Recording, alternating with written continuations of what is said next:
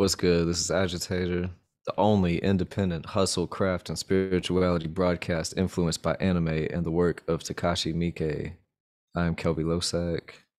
And I am J. David Osborne. And I'm Eddie Rathke. Shut up. We are self-made, best-selling trash noir and cyberpunk authors spilling the sauce as we whip it up in hopes of helping others to get it out the mud with their own independent endeavors. And today we are talking about rejection. All three of your boys done been rejected by CD Projekt Red. And we I'm here their to biggest fan too. I'm their biggest fan. I have I'm so still much there. to give. I have so much to offer, and they threw me out like a dog. No, Like garbage. I like have how I just played 1 hour of The Witcher 3 7 years ago, but I still damn. want that job. So you know more than we do then. You're highly qualified. I forget how I found it. I felt like a divine gift from heaven because I told Kelby on the phone one day that I was like, dude, we gotta work for Cyberpunk. Like, I want that. That's the only IP that I would want to work in is Cyberpunk 2077. The next day, I'm looking around online for, I think I was looking for quick money in the game. I was trying to figure, because I'm trying to buy all the cars. So I was figuring out the fastest way to make money. And I just saw something that had been posted in early April that said they had an open call. And what that means, open call, that's everything from character designers to storyline directors to the tie-in novels potentially. And I was like, holy shit, the universe answered my call. So I submitted, and about 2 days later, they said, yeah, no, we're not interested. Really, shouts out to CD Projekt Red people listening in. Really nice follow-up email and fast. I was like, holy shit. Fast is the main thing. Yeah. Had it taken like 3 months, I would have forgot. And so this happened to me when I pitched just an essay for somewhere, but it's like one of those places like CD Projekt Red where you just put your pitch into the web portal. And so I didn't have it written down anywhere else. And they got back to me like a month later and they're like, we love one of your pitches. So can you do the one about this? It was the Angel's Egg essay. She was like, yeah. And like, I had no idea what I pitched her about Angel's Eggs. And so like, when I finally did write it, I wrote her back because this is when Chelsea and Jude were in the hospital. I just wrote her back. I was like, this kind of changed as I wrote it. It's like, I have no idea what I told her I was going to write, but it became what it became. That's what's hard about pitches. And that's why like we just got to make it on our own, because every interaction I have with somebody else who's like, hey, write this, I'm like, I forgot what I pitched to you because you took forever. And I've written like 5 things since then. And also, I kind of changed my mind. I don't want to do that anymore. Yeah, I mean, that's why, like in the folder where I have all those, some of them are just like novel ideas or notes for a novel. And the reason I do that is because I get ideas all the time, but I will forget them by that afternoon if I don't put them somewhere. And so the ones that exist are just the ones that I remembered to write down. I bet I could hit an easy lick, just like $5 for a pitch. Oh, I would love that. I'd be so good at that. I love to do that. I'd make $1 million just because I'd come up with like, what is that? Like 200,000. Yeah. In one day. I'd just be like, what if like it's Garfield, but he has a really big penis. Like, tell me more. Tell me about this big dick cat. It's like, oh well, that's the title, of course. Of course, that's got to be the title. But that's I actually found the pitches that I sent CD Projekt Red because I screen grabbed them. Let's hear. Smart thing. So one of them is because I pitched them too, and so these are kind of like what you're talking about. It's like I literally just while I was filling out the thing, I was like, all right, I'm gonna give them 2 pitches. What should they be? And I just like wrote these down. So didn't you just like who has to sit and think about stuff? These ideas are just here. Mm-hmm. But and these are gold mines. Don't write this book. No, do write it. Georgette's been a ripper doc for years, and she's seen it all. She's given people eyes and hearts and prosthetic scorpion tails. Seen it all, heard it all. When her granddaughter disappears, she uses every connection she has in Night City to get her back. And it's a pretty good book. Coming to a theater near you. Yeah, I'd read that book or game. I don't know. Give me money. Hell yeah. No, I guess, are we reading our pitches? You don't have to. Where did mine go? I didn't even put a pitch in like a fucking dumbass. But afterwards, when I realized, oh shit, I should have pitched, I told you guys that like it might be a good idea. Yeah, that's the only reason I pitched them. Like, yeah, it might. You should pitch them. Yeah, it might be a good idea to not just give your qualifications, but also to explain to them what you can do for their IP. But I was thinking about it, and the thing that I would add into the Cyberpunk 2077 sequel would be a system where people come after you. So in the game, you go on a lot of heists, you do a lot of assassinations, but what if somebody in the city was paid to go after you?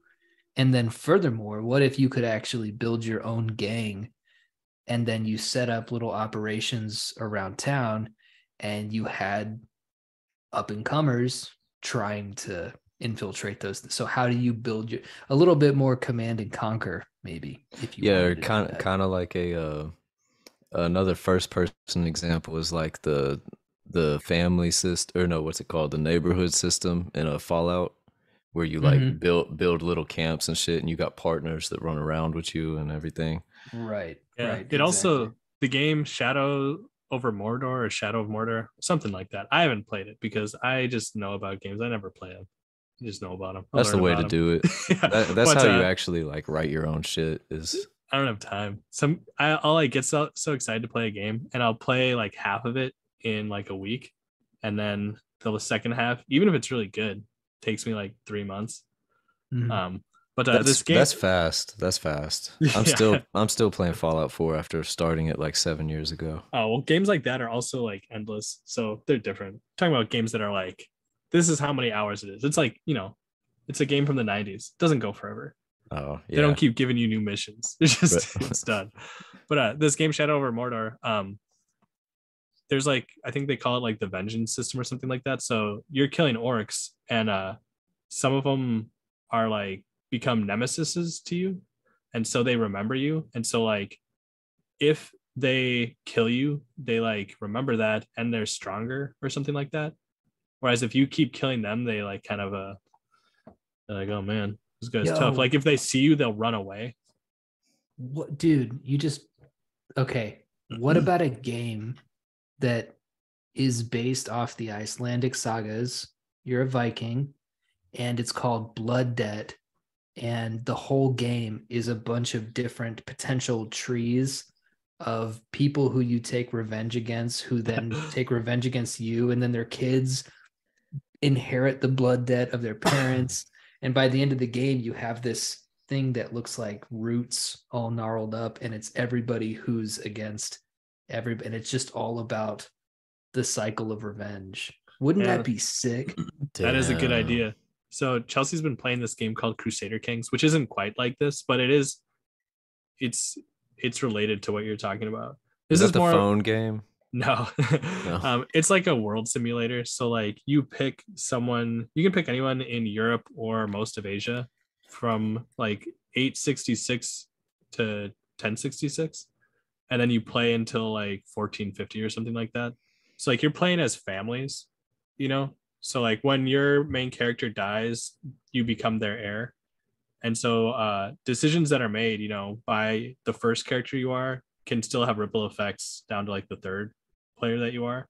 So like, yeah, if you kill, some duke or whatever, like dad, like he remembers that, and his kids are going to remember it, and they are going to fucking hate you and your kids. Yeah. Which is hilarious. But that's like a world simulator game. So, but I've never seen it in a, like what David's talking about, where it's like, yeah, just play like Like a play, first person RPG version of that. yeah, or like God of War, if you just like kept playing as the next person. And then if you take like Fable's marriage system, like romance system, and you implement Man, that, Fable is a good game. Fable was great. And then you can also like I love chopping people's heads off and then kicking them like soccer balls. That was my favorite part. And It then was cool. The eviler you got, the eviler you looked. yeah, you like look like the devil and shit. Uh-huh. Yeah. That was always my goal. Me too. Yeah, I just wanted to look like that. I had the weirdest like my morality scale would go crazy because I always wanted to look like the devil, but I would really play the game like kind of like as a noble guy. But I was like, Yeah. oh man, I need my devil horns back. I think what's cool about games like that is they essentialize the role playing ask of a role playing game. Because, like, even playing a game like Cyberpunk 2077, I haven't played it, but I know everything. So I'm just going to say it. It's like, you can play as a psychopath and, like, not really be role playing it. You're just like, just killing people. Who cares? Yeah. Or like acting erratically. Like, sometimes you're a serial killer, sometimes you're a nice guy. But Fable kind of makes you want to take that next step to be like, what would this guy do in this situation? Sometimes it's the suboptimal choice. But it's like if you're an evil dude, you're gonna do evil shit.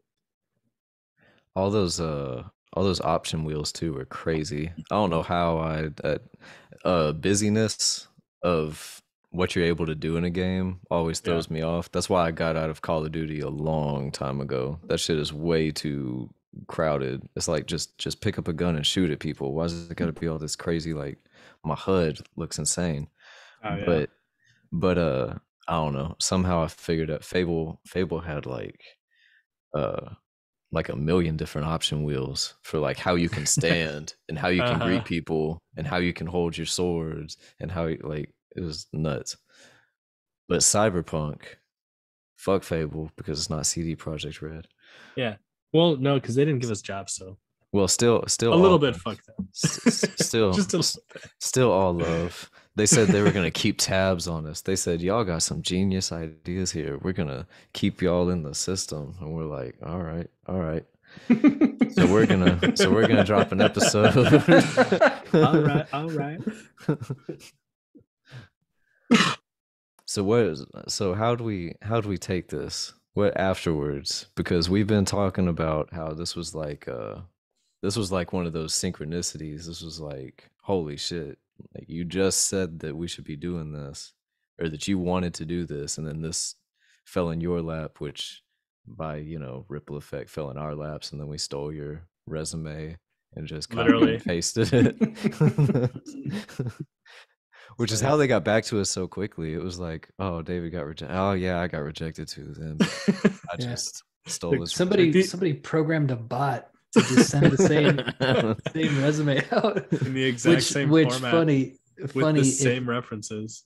If anybody from CD Projekt Red is listening right now, I'm working on a follow-up resume with a different name and I'm having Chat GPT write it for me. So I'm trying to have AI create the perfect resume for a video game company and I'll just figure it out when I get in the room. Yeah. I just need to sit down and talk. But You how should do we apply take for it? senior director. Right. And then Yeah. you get the job. Make me the boss. Well, there are a few things, and I want to say them up front so that I don't forget them, because that's the way this works. Number one, I'm curious about how these people do get jobs. Two, is anybody hired off the street onto a job like this? I don't think so. Not anymore. Yeah. And so number three, how do we take this? I think that when synchronicities happen, they aren't always indicators that you're going to necessarily succeed at anything. They're more like expressions of you being on the right path in the first place. So you do have to fill out the application and you do have to send it in. It's not a guaranteed this means that this is going to work. It means that you're engaging in the dance with the universe. They sent you something, and by they I mean spirits, angels, God, universe, whatever word you want to use. You said you wanted a job there. They sent you something. You send something back. The universe still works by very hard and fast rules. The power of positive thinking doesn't mean that you can use the force and manipulate time and space. That's not how that works. You can't be somebody who works at Burger King and the next day you're working at CD Projekt Red. But the fact that it's sort of like they offered you a chance to dance, you started dancing with them, and then you farted really loud on the dance floor, so like it didn't work, but they admire your courage, and that's where it goes from there. And our fart was copying your resume. Basically. Using the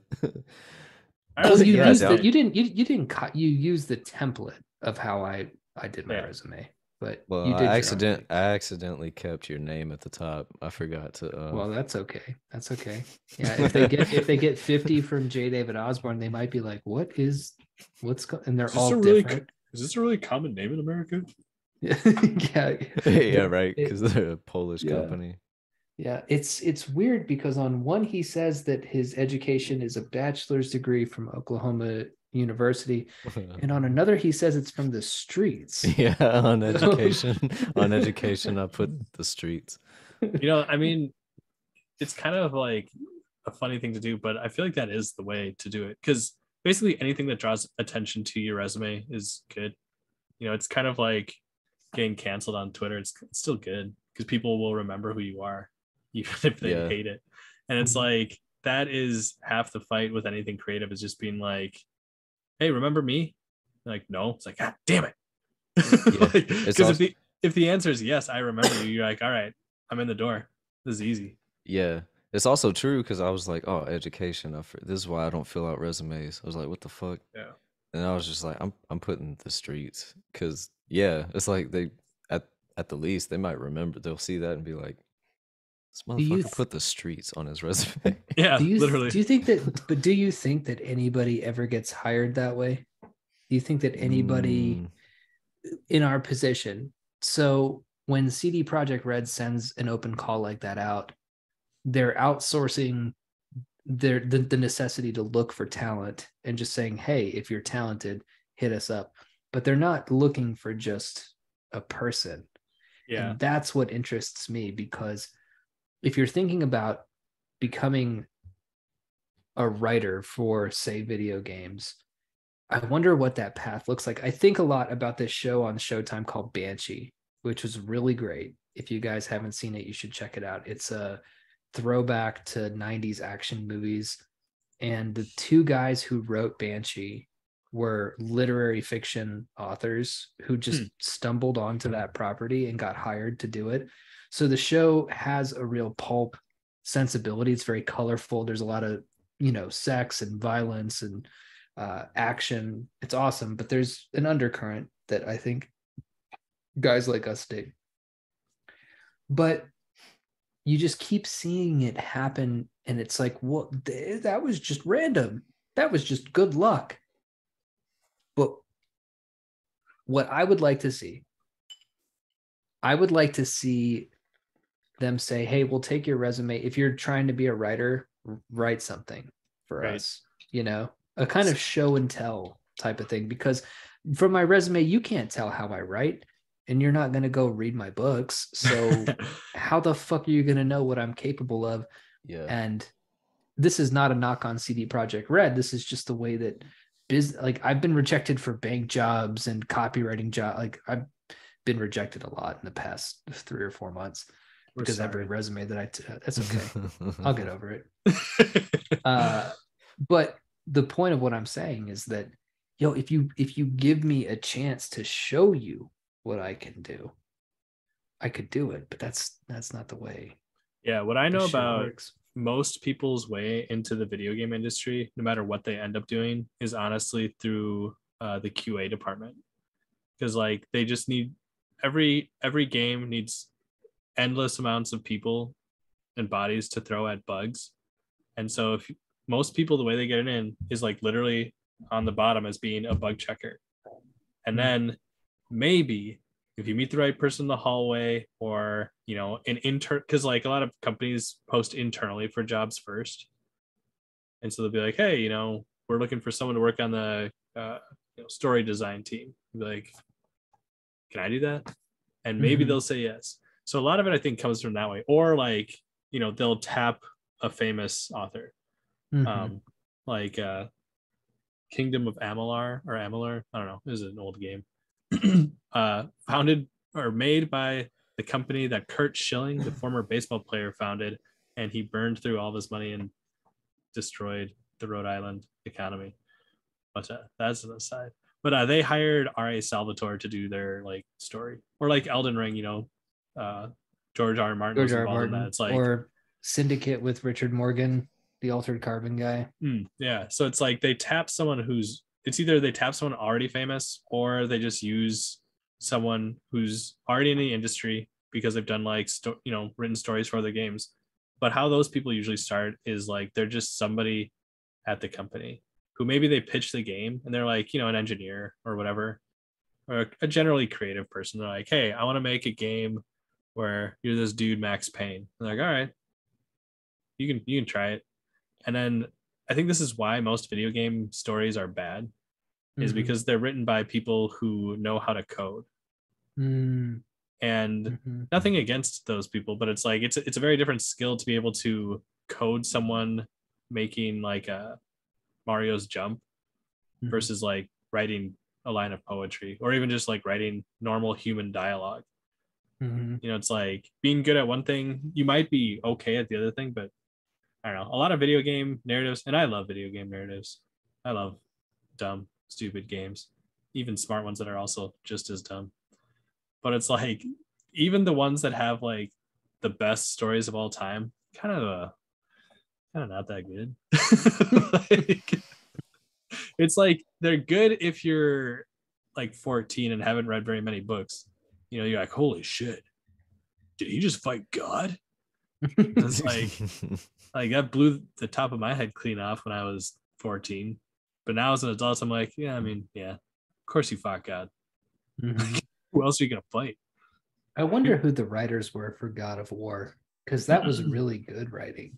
That was just, I think, the guy who did God of War, like who had been involved with God of War for a long time. Okay. Kind of like Kojima and that's where you get the exceptions, is when it's like somebody's I think the Cyberpunk writing is really good. I've heard phenomenal. It's pretty good. Yeah. It's incredible. Yeah. I think the writing is pretty good. And I wonder how many of those writers have English as a first language, because so much of the team is Polish. But I would love to get, there's a novel coming out. It's called No Coincidence. It's kind of the first tie-in Cyberpunk book. The guy's name is Rafał Kosic, or I'm going to have to get better at my Polish pronunciations of names, but I'd like to get that guy on and talk about his process, but also how he got in. It's not just a Polish thing. You can't just be Polish. Well, I mean, that's like that is honestly the other way into studios, is like, if it's small enough, they're like, hey, we got a friend and he like writes short stories.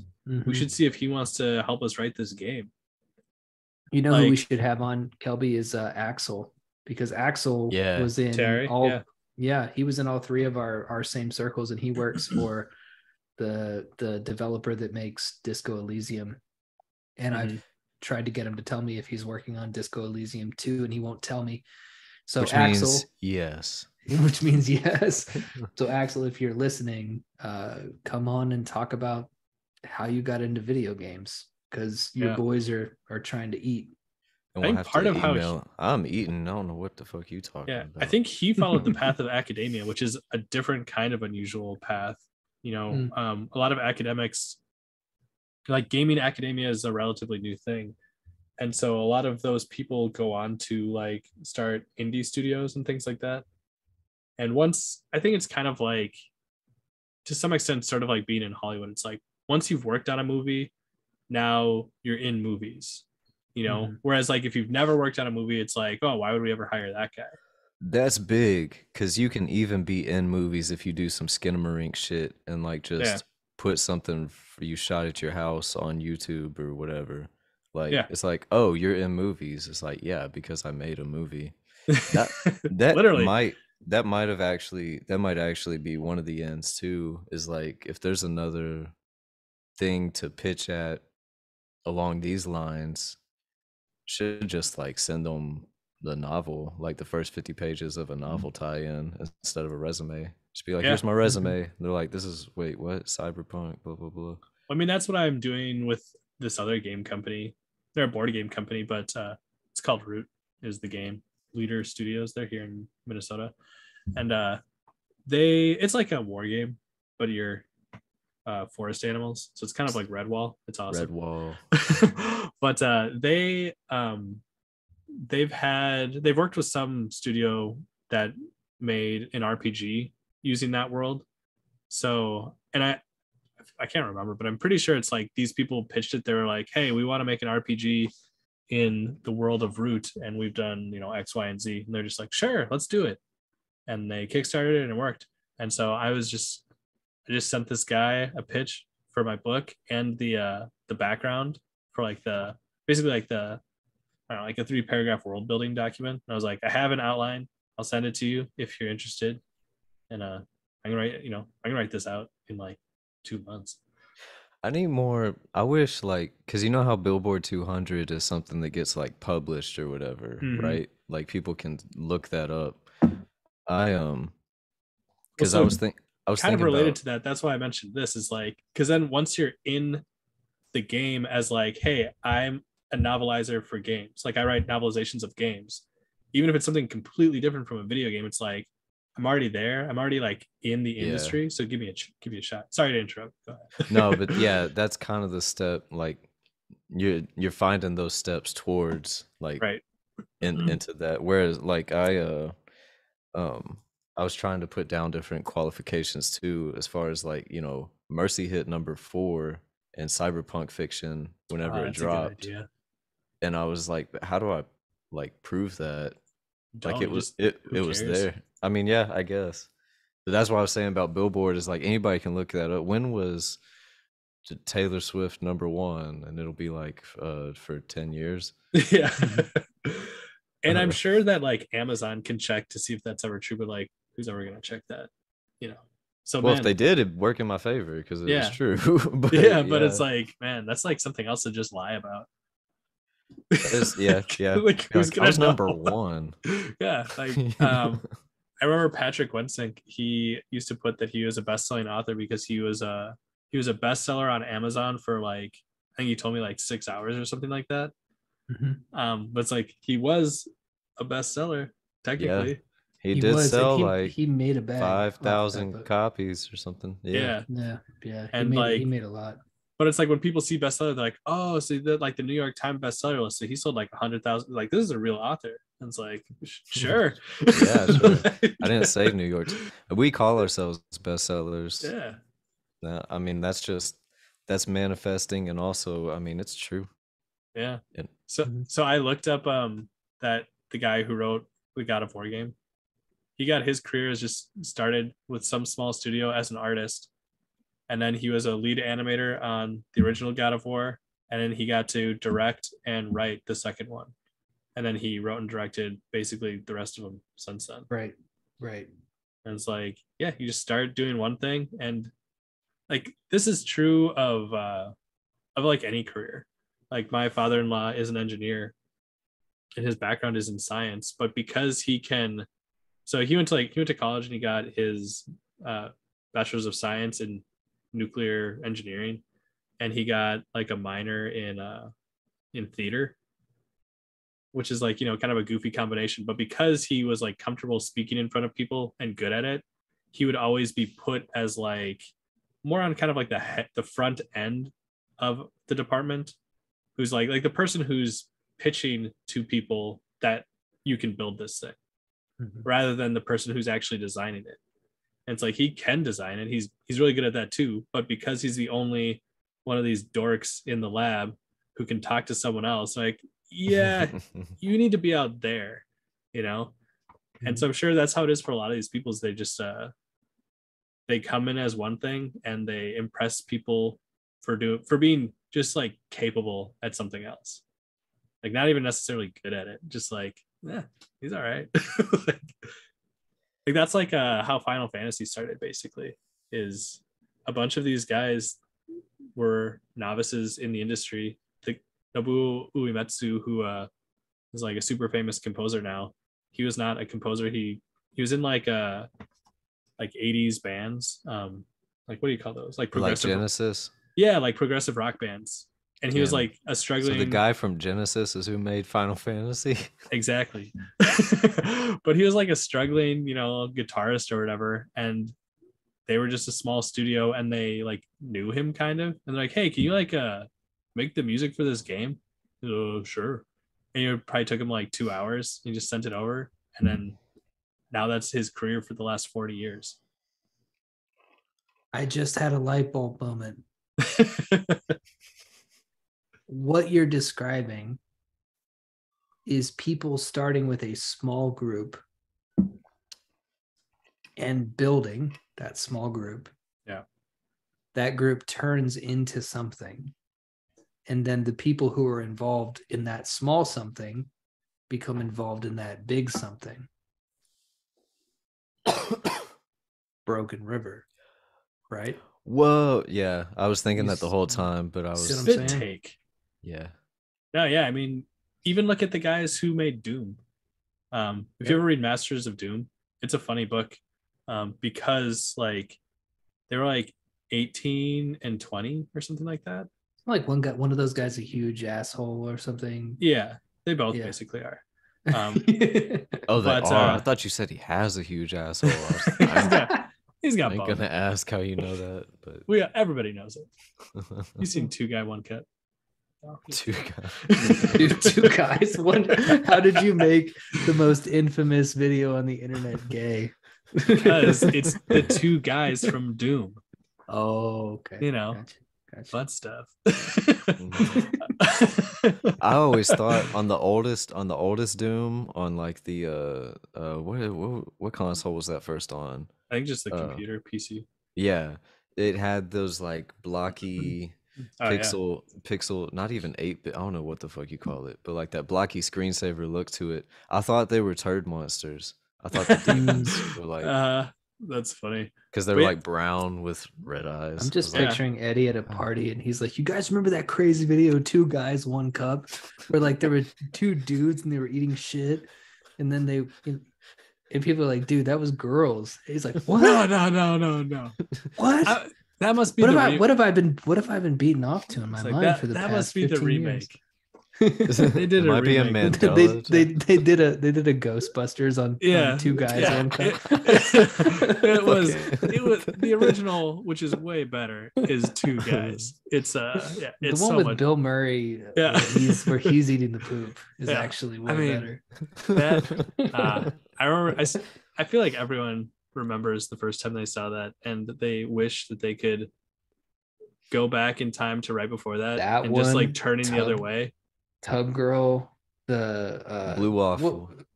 Blue Waffle was a big one. Yeah, I don't remember any of these. That's Blue Waffle's the fucked up pussy, and then Lemon Parties where the old guys are sucking each other off.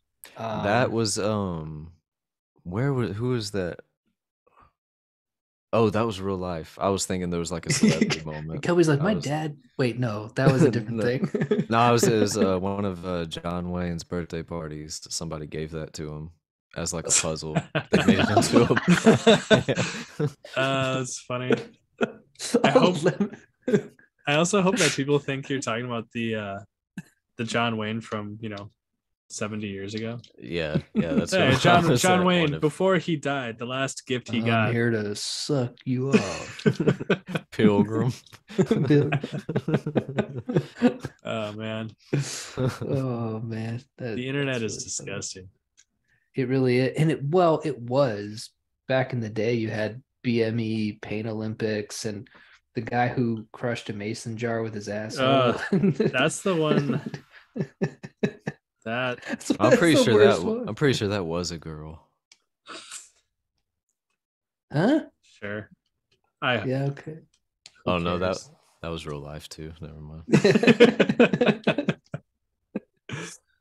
Those two are some of the most scarring things. Which I was just thinking about. You guys ever read the fuck is that book called? Oryx and Crake by Margaret Atwood. No, I don't like her. Yeah, I don't but read. this book is like one of the kind of like the character building things that happens early on. Is these two guys are watching just fucked up shit on the internet like all the Mhm, time, like people dying mhm, and stuff that any 13-year-old in 2001 saw. Yep. Like, but Mhm. this is a near future novel, so it's like projecting to the future. It's like, yeah, the internet's gonna be even like worse later. And it's like it it both is and isn't. Mostly it isn't, because like Mhm. I bet, I mean, I'm sure if you really worked to find that stuff you could, but like I feel like every boy between the age of like 12 and 15 saw these horrendous, It's a really terrible good things. point because I don't know how I saw like like where did Blue Waffles or Tub Girl come? I do Someone know where Tub Girl came got from. downloaded from Kazaa, is what happened, or Of LimeWire. In Yeah, almost every case, a friend showed me. There was Mm-hmm. one that I every single saw. time. Yeah. There's one that I saw, and it's so vivid in my mind. And it was the inspiration for By the Time, with the throat cut open and the things coming out. One of the earliest internet videos that I saw was it was called Russian Soldier, and it was a dude, and it who had his head pinned down on a rock by a boot, right? And somebody took a Bowie knife and put it in the middle of his neck, stabbed in, and then sawed outwards. Jesus And Christ. I can't remember how I saw that though. But it wasn't a thing where I downloaded, a Limp Bizkit album and that popped up. It was No, so it exactly. was somebody saying like, "Bro, check this shit out."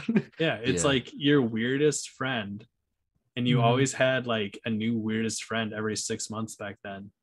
He's like, hey, you ever seen this thing? And like that's like all they say. We like, yeah, of course I've seen it, because you're also Yeah, 13.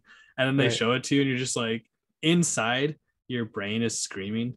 But you're just like, yeah, this is like nothing. It's like I'm watching a guy get like his fucking neck sawed out. It's like, Yeah, oh yeah. yeah, big deal. Who cares? And And you go home and I cry. yeah, I think back on it, and I wondered if it was, could that have been special effects? But first of all, no, no, that was definitely not special I've seen effects. special effects from back then. And it was not, that was not it. And just like the way that the guy acted as his neck was being sawed off, it was such an uncanny valley moment of he wasn't going like, "Grr!" It was but it was different. Yeah, it's like, And oh, that's what death looks like. yeah, I'm not yeah. supposed to know that for ever. You Hopefully I know? can make it my whole life without seeing that. It's really funny that like our generation of people saw all this shit on the internet, Yeah, and and like I've the kids don't even know, like the kids are getting mad about, whatever they're getting mad about. It And was we're much almost healthier. like, I think it was so much healthier because because it was a game that we played in real life. The internet was like yeah, detached. We were that's true. like, It wasn't part of our life. It was just like this portal to fucked up shit or hilarious yeah, shit it was something you or kept in the music closet. Like and the internet, anime. we went to so many like fucked up extremes on the internet because it Yeah, was mm, like this dark thing you kept in the closet and then you got yeah. off. I remember not being allowed on the internet. My parents would be like, "What are you doing? You're not on the internet, are you?" I'd be like, "No, I'm playing solitaire." They're like, Yeah. this motherfucker been playing solitaire a whole lot since the internet was invented. meanwhile he's listening to ISIS music and playing the for some Oh, reason oh, playing the I game where you played. punch out not Obama, Osama. I mix those two up all the Yeah, time. yeah. It's so No, I great. did. I Oh. played that game a lot. I also played the game where you shoot JFK, and the Mhm. game where you there was another one where you were George Bush and Condoleezza Rice, and you had dual wield Uzis, and you I were remember like that one. On defending the White E-Bombs House. World or Yeah, Newgrounds. yeah, yeah, One of yeah. those two. There's one of those. There was miniclip.com was a good one. Yeah. The internet was so much better It back was It's in the so day. so weird great. too. But like, so I have cousins who are 10 years younger than me, and I'm sure they saw. I'm sure they would know like Two Girls in One Cup. But some of this other stuff, I feel like it's like, yeah, did you ever see like because I feel like everyone I think I've ever met that's within like 2 years of me has seen that dude get hit by the train. Mm-hmm. Like Oh yeah. the fact that I can just say that and you're just like, oh yeah, I remember that. But it's like what a fucking stupid thing to say. It's like, yo, you mean like in a movie? It's like, no, like this guy he gets fucking hit. I mean, it's a movie, it's like 3 seconds long. But you know, but I bet if I asked my cousin if he's seen that video where that guy gets hit by that train, he'd be like, what video? Like he'd be asking like which video as if he had seen many of them. But him saying that tells me that he has never seen a guy get hit by a train. Yeah. Because you just know, you're like, oh yeah. Yeah. If you have to ask like which one, it's like, oh, you didn't see it. Mm-hmm. Y'all seen the one with the cow? I'm trying to figure out how much of this is my fucked up memory being like that was also real life. What happens to the cow? It was a train. It was on a railroad, and the train ran over it. Does it explode? I didn't see that one. And it was if it explodes, then I saw it. If not, I made that up. No, it doesn't explode. Okay. I mean, it probably does, but not in the video. Well, like this is kind of like you, Kelly. It's like what of these are memories and what of these are like things that I think I remember. What if people listen to this and they say, what are these guys talking about? Oh, you'll know that everyone was like under probably 25. most of them. Yeah, they're like, we came here to listen to, what are y'all talking about? These guys are like, old. The internet was different, folks. It's kind of like people talking about New York City in the 1970s. And they say things like, it was so dangerous and you couldn't ride the subway, or people with no shirt but a vest on would try to cut you up with a butterfly knife. And people now say, what? What do you mean?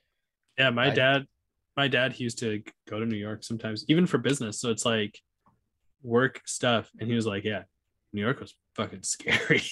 Like, And my father-in-law is from Queens, and he moved out of New York when he was, I think, right after college. So he's probably like 23 or whatever, 22.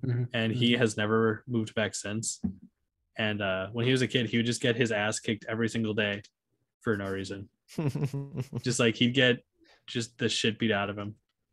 I wondered that about kids, because when the one time I've been to New York, Erica was really pregnant. So there were a few times that she'd just stay up at the room like late at night, and I'd go down and grab dinner from somewhere.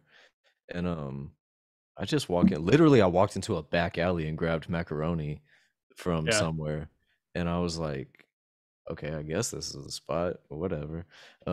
But nothing felt weird. It wasn't just me being like, "I don't really have a feared barrier of places like that. I just whatever." But it wasn't even that. It was like, I don't.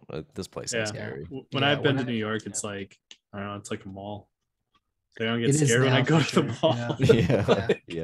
Yeah. Every single time, I don't know how many times I've been to New York. I spent a solid week in there once in Bed-Stuy, and you think, oh, Bed-Stuy, that's like a Spike Lee area. No, I mean it's fine, and the reason why is because there was a little guy named Rudy Giuliani who introduced something called broken windows policing, and it cleaned that city right up. Well, that's like the thing is, if you one way to turn a really dangerous area into a much safer area is to just like throw everyone in prison. Yeah, to violate everybody's civil rights. Yeah, I mean, like, because like we're gonna clean this place up. Yeah, I mean it's effective, but like one thing you notice, if you spend a lot of time in like a place like Korea, for example, is you're like, man, there's like no fucking weird ass homeless people here. Like even in big cities, I never got like yelled at by for a month. I never saw a single one. Yeah, and it's because they just lock all of them up immediately. like seriously, and like coming up through school, they're like, okay, that guy, we're just gonna put him like in a sanitarium, which is just a prison basically. Bring sanitariums back. That's what I'm saying. Oh, can you hear my cat? She's howling at me. Didn't know what that was. Hey, oh, kitty. This is you in the author photos. No, it's not this one. It's the other one. You have more than one cat? You I do. fucking freak. I had never had a cat before. This cat, this yeah, cat she's looks taking fucking over. hilarious. This cat, this So cat is so fucking alpha right now. yeah, the funny thing about her is she has one expression. No matter what's happening in her life, she just always looks exactly the same. Her brother has a very expressive face, which is funny when you now She's I like, can oh, what's this yeah. pop filter for? Not Yeah. anymore. But it's funny when you can like notice animal emotions, because like I'm if you know your dog, or if you know a dog or a cat, you're like, oh yeah, I know what they're thinking. But this cat, she dumb. She got one expression. She's also clumsy as shit. She'll like just be running and she'll like fall over. And then her brother has the most expressive face in the world, and he will jump from the ground to the top of a door. You're like, Jesus, he just jumped like 8 feet in the air, and he'll like land like perfectly on it. It's like, cool. So this is a good question for Eddie, because we're talking about rejection, and we went over how we got rejected by CD Projekt Red, and we came to, I think, the sauce immediately, which was that, oh, it's because you don't get in that way. You actually just have to make your own thing. So Which is what we're doing. Yeah. That's kind of like the Eddie, thing. Eddie is different from Kelby and I, because you submit to a lot of short story contests and magazines. Yeah, if they're free. Right. If they're free. And they pay me. Right. What is your thought process behind doing that? So I'll start back like when I used to do it when I was like, I don't know, 18 and stuff. Is like I didn't get, you get rejected way more than you get accepted, because that's just the nature of it. If you're submitted to a magazine, you're always going to be one of literally hundreds of people, if not thousands. Especially if you're submitting to like a big one, like the New Yorker. Anyone can submit there, and I'm sure they get like 10,000 submissions a week, or like Clark's World.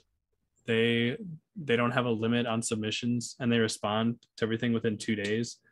And yeah, I'm sure they get 10,000 a week as well. But back then, if I wrote a story and it got rejected, I'd be like, oh man, that sucks. And even though it wouldn't hurt my feelings, it would kind of be like, this story is probably just not that good. And because I could write fast and I would write a lot, I'd just write a different story and just kind of shelve that other one. And so I have an insane amount of short stories that have been published nowhere, because if someone said no when I was 20, I'd just be like, oh, okay. Yeah. And so now, when I started submitting stories again, which was like last January, I think, I just send all these like 15 years of stories out. And if something gets rejected, it's like, these people can't even hurt my feelings. Like, I don't care. I don't read their websites. I just want them to publish me and give me money. That's what I kind of learned intrinsically, and then it became like more obvious, and I became conscious of it watching you do this kind of shit, is that, oh, it's just a numbers game. Yeah. It's not like that's all it is. Like, there's so many people in the world, and it does any talented artist, I think, would do good to acknowledge both, that if you're good, recognize how good you are. Yeah. But also, no matter how good you are, there's so many good people. Like, I could sit here and just start thinking and be like, damn, that's another genius ass writer who is still alive and making shit. And yeah. But I mean, like, and the other side of that is, I could play a Kanye West song, and someone could be hearing it for the first time and be like, this is the worst thing I ever heard. What is this? Yeah. And then like you play, I don't know, I was gonna say a country person, but I don't know any country people. You can play a Taylor Swift song. I think I've heard those before. And like someone be like, oh yeah, this is the best song in the world. And it's like, sure, like why not? So it's like, and I think especially when it comes to literary magazines, what you need to realize is, or even just like presses, especially independent presses, is that these are just random people who put press in their Gmail account name. And like, so them saying no is like, would you feel bad if someone you never met didn't like you? Like, who cares? You know? Yeah. Like, and so it's like, this is just a random person. It's if I submitted something to like I guess getting like blurbs is a good example, because I've reached out to some people that I really like, and when they say, yeah, I'll blurb this, it like, you know, it feels really good. If someone read what I sent them like as a request for a blurb, like if Stephen Graham Jones, if I sent him something and he was like, dude, this sucks, I'd be like, oh man. You know? Like that would shake my confidence, because like I care about his opinion. But these random people who own presses, like, I don't give a shit. Why would I care about their opinion? I don't know them. So did Stephen Graham Jones really say you suck? 'Cause that's gonna Not yet. hurt. Oh, it's gonna hurt my feelings to I actually have to go never kill Stephen Graham Jones. I never sent him anything requesting for a blurb, because I was always waiting to write a horror novel. So I'd be like, because otherwise I just like send anything to him and be like, yeah. I wanted to send him something that like was for him, but I keep not writing a horror novel, and I probably never will now. And now that he's like famous, he's not just doing blurbs for like any random person who emails him. He you know? would. He would. You're would. Well, first of all, you're not a random. You're part of the person. reason mongrels exist. Come on. Yeah, yeah, That's true. He knows you, and I sent him my book when I was 23 and dumb as fuck, and he was like, yeah, okay. He also wasn't famous back then. No, that's what I mean. It's like had I emailed him even as recent as like 2017 or something like that, he was not as busy as he is now. You know, I'm sure he's got that's busyness is fake. What I mean by business is like he probably gets 100 people sending him books like a month to be like, hey, will you blurb this? He doesn't get 100 E Rathkes. That's true. Yeah. I just got to write a book. That's what this is going back to the knowing people thing. Yeah, see, we're those people for somebody like Stephen Graham Jones, right? Yeah, exactly. The thing is, too, is like I feel like I haven't written a book that is like Stephen enough for me to send to Stephen. This is so interesting. It's so interesting to me how split your personality is, because I love the side of you that says I don't give a shit what these people think because I don't know them and I don't care. Which is most of the time. Yeah. Most of the time. And then there are these specific people who you 100% could get a blurb from Stephen Graham. Your next book, if you just said, hey, Stephen, could you blurb this? He would say yes. And you should send him the 400,000 is songs. I always forget Songs which one of My is Mother. Yeah. You should send him Songs of My Mother. No, so like okay, Stephen, I'm dropping this in a couple of months. Could you blurb it for me? So you go from I don't give a fuck, none of these people are on my level, I don't care, and then it's like, well, what about Stephen Graham Jones? You're like, well, I haven't written the book for him yet, and I think that if I have to make sure that it's the perfect no, but like, sure but that's all dedicated to him. Yeah, well, because I know Stephen, it's his and because face on the cover. main character's name is Stephen. The book is just called Stephen Graham Jones is awesome. Like it's his face and like a star. Yeah. No, the book is called Bread Feather. Yeah, it's a good one. But I don't know. It is because I know him, because I like his books. I feel like I know what would make him like laugh when he reads it. And I'm like, I want to write that book and send it to him. You should just say yeah a whole lot. One line, yeah. But like because I had Steve Erickson blurb one of my books, and he is, I really like one of my Graham favorites. Jones. Yeah, I would say Steve Erickson's one of my favorites. Yeah, and I'd say at the time Steve Erickson was like the top of my list in terms of who. If you had to ask me who my favorite writers throughout all of history were, he would have been number one. And so I did reach out to him, and he gave me a nice blurb. But so it's like, I don't know, but it's different because Noir Love Story is like, that's when he blurbed. Because you're sexually attracted to Stephen Graham. Yeah, Jones. exactly.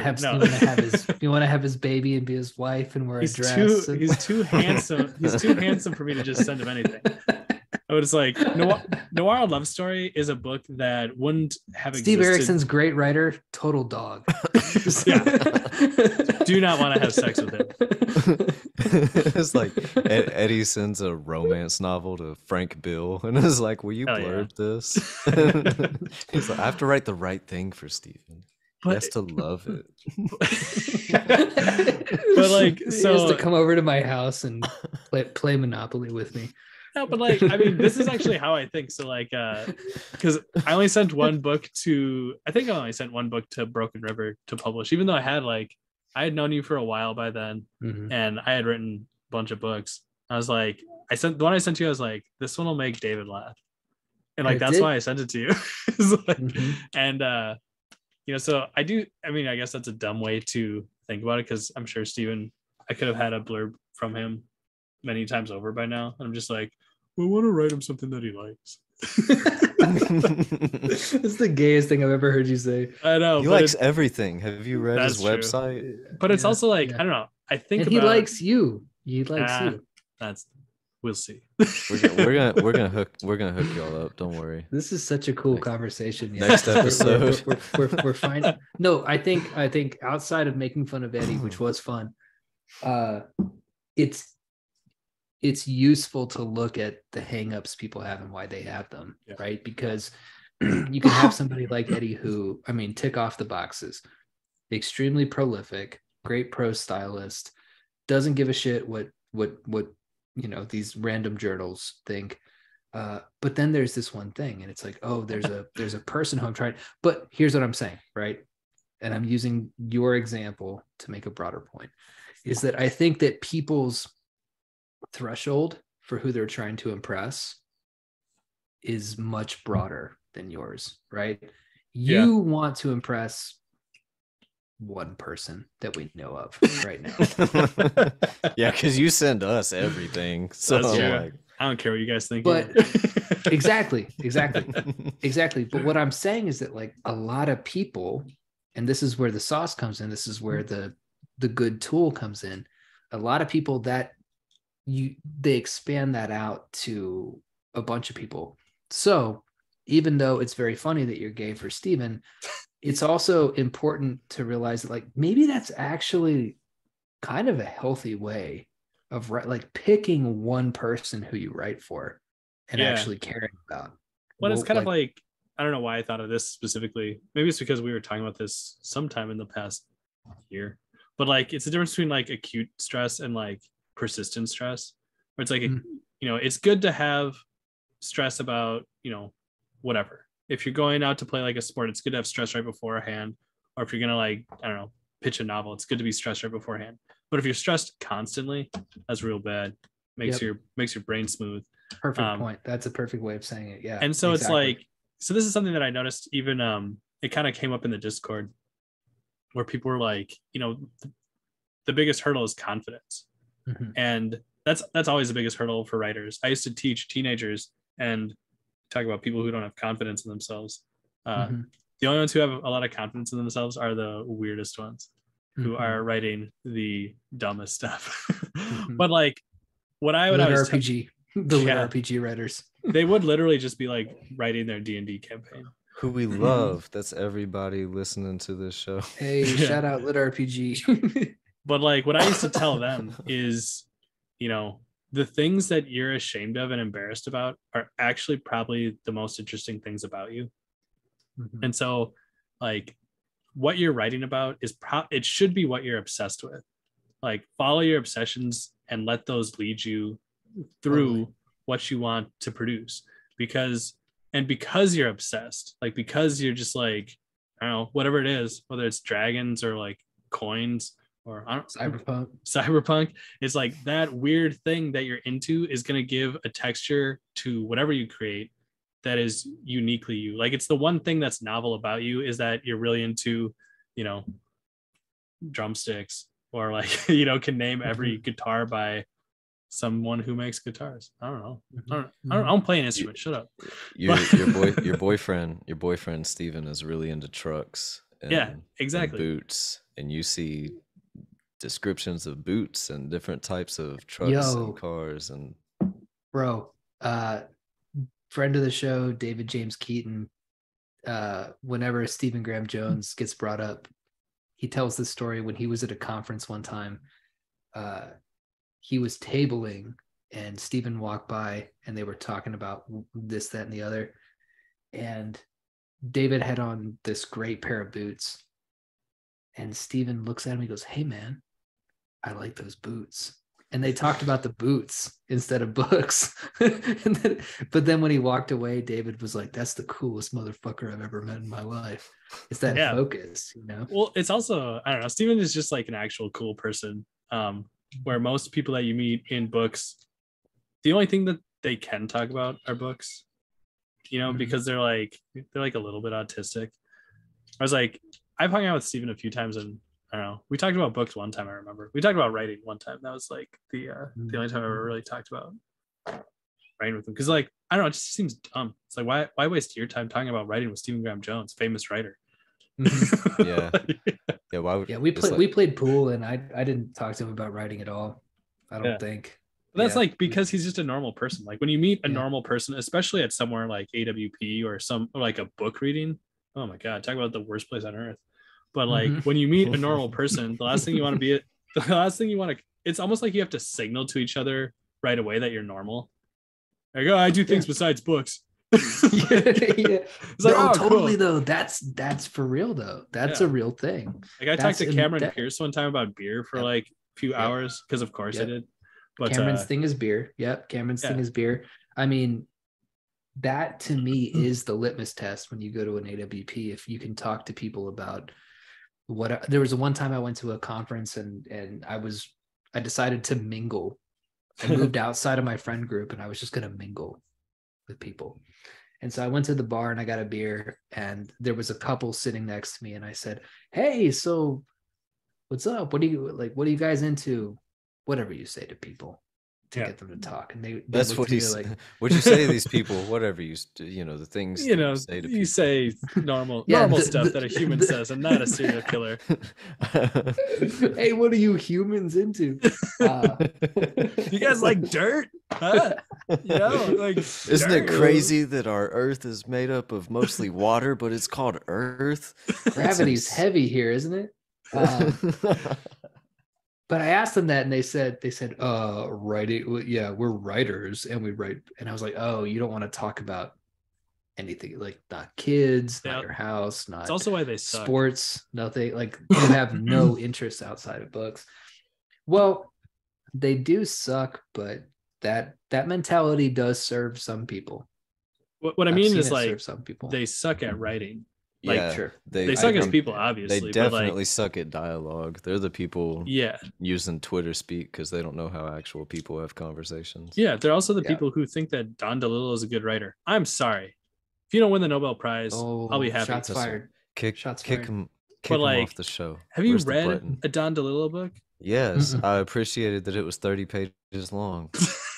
Listen to the rest of this lovely conversation, plus gain full access to the archives, bonus episodes, read serialized novels on Yugen Junk Weekly, and gain access to the Agitator Discord over on Agitator Z. That's the $5 a month Agitator Z tier on patreon.com/agitator.